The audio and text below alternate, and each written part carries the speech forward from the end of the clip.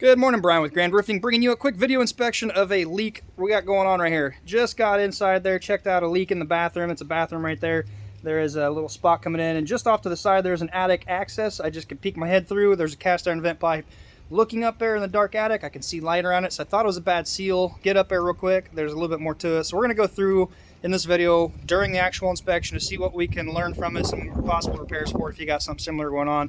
It's a little drizzly, kind of cold. We've had a lot of rain, inch and a quarter overnight.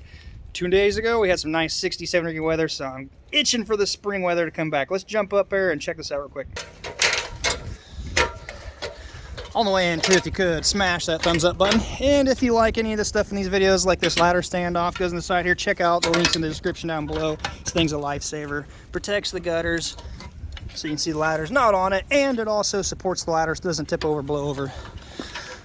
So as I said, right inside here, where that vent pipe is, coming up, I can see light shining through, and the light I'm seeing shine through is because of these cracks. If that was all it was, rain hitting the pipe running down, you can simply, if you want to replace the whole pipe boot, you can, or shove a repair collar over it. I've got some other videos showing those. I'll leave a card up top. That's not the only thing going on here. That pipe goes down. You might, it's too dark. It comes over this direction, and there's a leak right here in this general area. That there looks to be a bit of a problem. But some things I noticed. Right off the bat, the pipe is not, the shingles aren't tucked under the pipe boot. So we're going to verify and see if that is indeed the case. Going under that, I don't see it. Coming out on this one, I highly doubt it's done the right way. It's probably on the roof deck and then shingles on top of it. So that's one thing for sure, between that cracking and not tucked. Could you repair it? Yeah, you're gonna need to get these shingles under the flange. At that point, you might as well replace the whole thing. What I don't like on the wall there is there's no flashing. It's just shingles rolled up.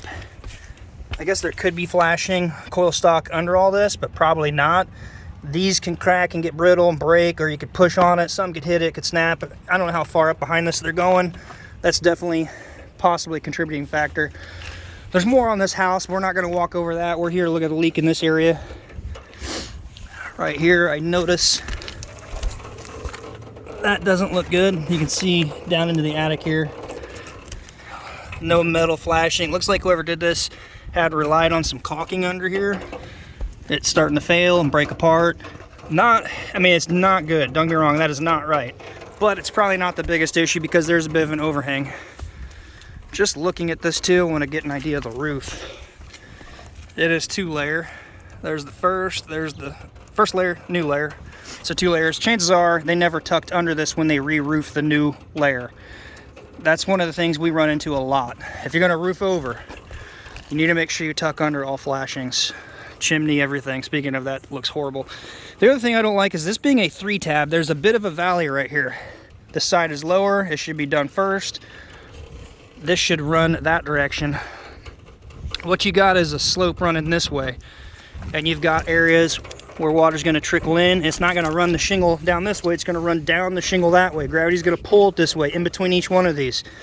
Right here is a bit of a problem, and I'll show you what's going on. Keep my knee dry. It's stuck down. We're going to pop this free. You got a gutter downspout dropping water out right here, running down, getting in here. If a keyway where these two shingles come together under this is, chances are you're getting water trickling off into that, and this could be a problem. Let's see if we can split that apart carefully and see. If it is a solid shingle and say that seam, the keyway comes together here or over here, that may not be as big, but nevertheless it's done wrong. You don't run shingles up a slope this direction.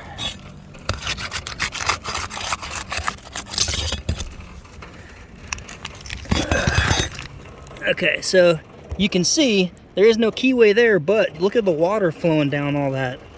Now it's going to be getting into that rusty nail right there. Right there. There could be a keyway right here. Let's check that. And it felt like there was. I saw it lift. Right there. Nail blown through a little deep. Water getting in that nail hole. down that keyway. It looks like there's still a little bit of water traveling that far down this. So, right here it looks a little wet.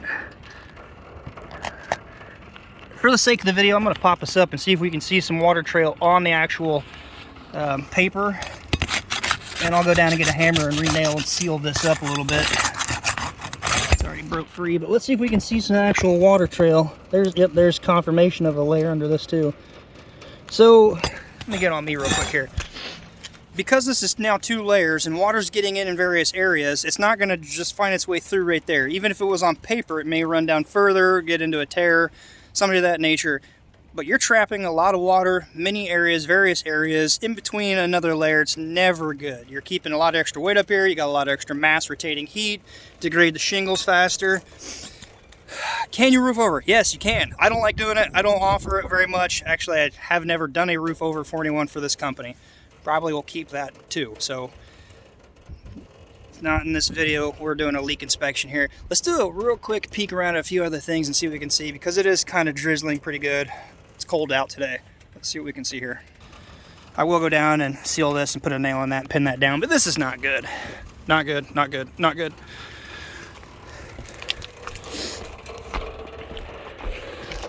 Hole through there, probably where the strap came up. No flashing. There is a little piece of step flash up in there where it's dark. You can see it right off my fingernail there, but if it doesn't come out onto this shingle, not going to be good. Caulking gooped up in there. Try to get you a little closer. Yeah, see, you don't want to rely on caulking like this if you're going to do a roof over. You don't have to take the flashing that's there completely out if you can tuck under the siding and J, which you can. Put the shingle, well, you'd start down here. Put a piece of flashing in. I'm getting dripped on. That's not good. Anyway, you would do shingle step, and repeat the process all the way up. A little piece of apron flashing underneath, step flash up there.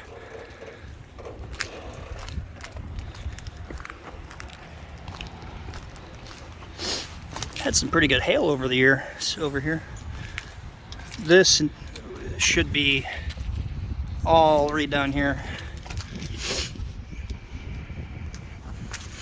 This should be looked at and addressed too. It's got to slope downwards, so when it rains hitting this, or going to be relying solely on caulking in these various areas.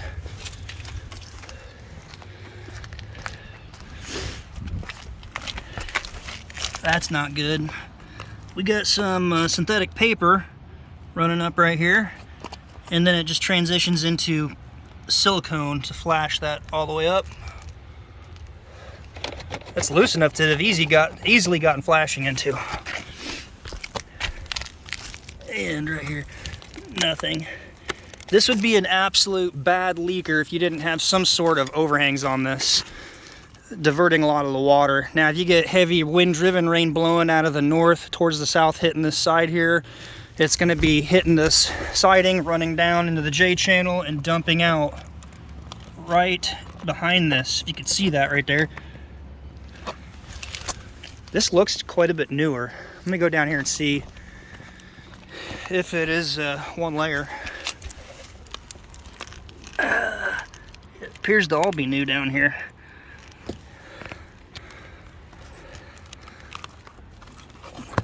Not always. It feels maybe a little rough. Let's see if we can peek under somewhere.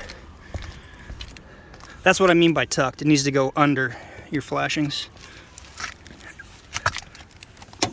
I don't want to bend metal, but I have seen people put paper right over old layers. That's smooth there. Maybe they did tear this side off. It's kind of crazy here. Yeah, not good at all. Not good.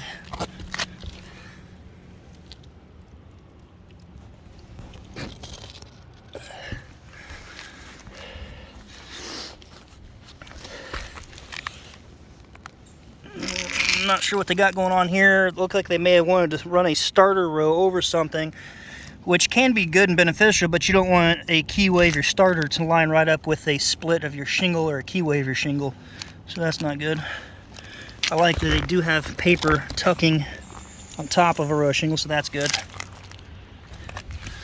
You got to be careful when there's a pocket like that right there too, where water can get stuck in it and travel various ways. Old shingles, then the new, they didn't tear off this a little bit here. Face nails.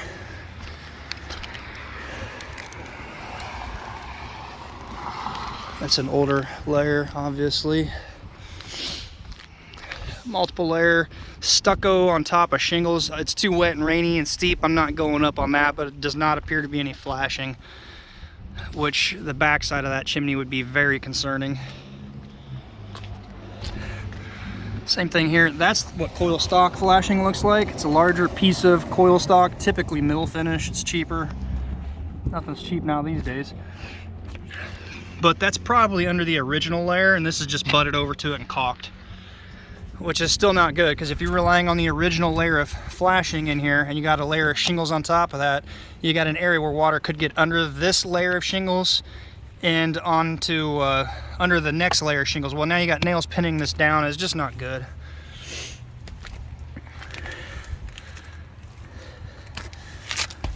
No flashing appears there. They just got paper ran up it. Yep, same thing here. And it's actually not even tucked up under all the way. It's folded over. It'd been better to get this shoved in there, up in there. So in a case with right here, if you're made it this far in the video, appreciate it. If you're a homeowner doing it yourself, when this shingle here ran up, looks like it's cut short right there. It is cut short. If the shingle goes too far, you want to cut it in just the right height where that is butted in tight. Then you want to take a piece of aluminum metal, coil stock, it's a roll it out into various lengths that you can work with it. If you got a brake, use a brake. But it will bend to cover the headlap side of this shingle, goes up a few inches behind your siding, and then you can put a decorative row or cap on it, whichever, various ways of doing it. But that will protect any blowback, any water running down your siding, and get it onto a row of shingles. As far as the valley, it's a laced valley.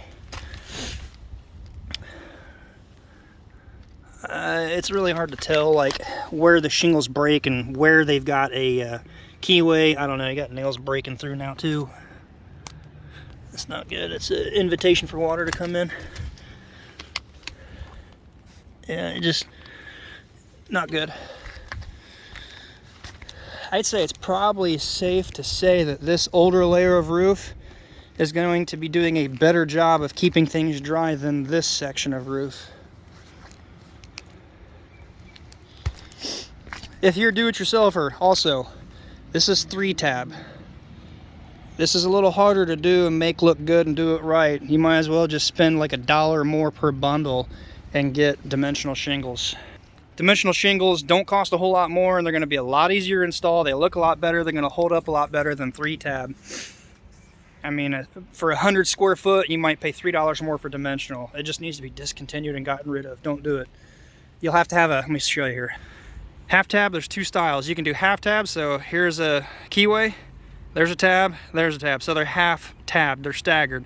At the top of a 3-tab shingle, so there's 1, 2, and 3. At the top's typically 6 inches in. There's a little slit you can butt the next shingle over to follow that half pattern.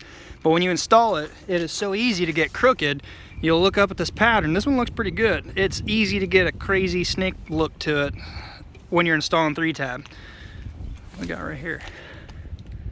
Huh. So anyway, point being, you'll see things a lot easier in 3-tab. The other pattern you can do is typically, we call it a 5, I think was what we called it. I don't know. You gauge 5 inches over. So every 5th or 6th shingle, you'll have a keyway. So right here, you'd have 5 or 6 shingles going up at an angle and a keyway. Those look a little bit better. I think they hold up, but they're easier to hide mistakes in that. But again, dimensional. There's a dimensional.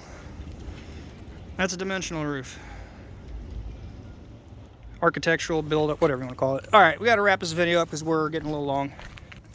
I'm gonna go down and let the homeowner know what I found. Got a little roll roofing down here too. Little bad guy. I still can't find rubber materials, reinforced rubber, ISO board until now. They're saying 2023. Sorry. If you're watching this video later, it is March 7th, I believe. 2023. Can't find ISO board until 2023. Ridiculous. If you like the video, give it a thumbs up if you could. If you like the ladder Standoff, check it out. Link down in the description down below. Appreciate you watching this far. If you have the key secret word, I know you watch this far, is drizzle. It's drizzling out, yeah. Consider subscribing if you haven't. Until next time, be safe. We'll see you then.